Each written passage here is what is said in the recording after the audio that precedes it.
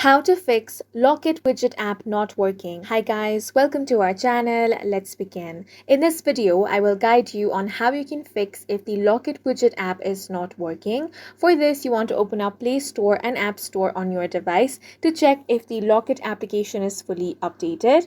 Here, you want to search for Locket. Now, this is the application you should be looking for. If you find the update button here, go ahead and tap on that. Updating the application to the latest version is going to fix glitches and bugs.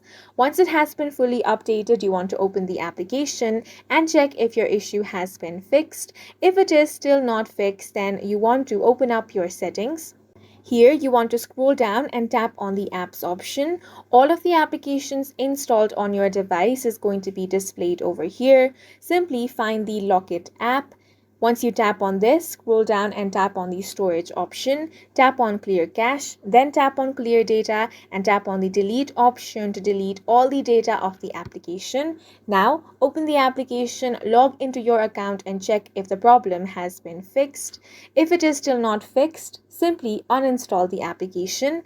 After it has been uninstalled, open up Play Store or App Store, then install this application again.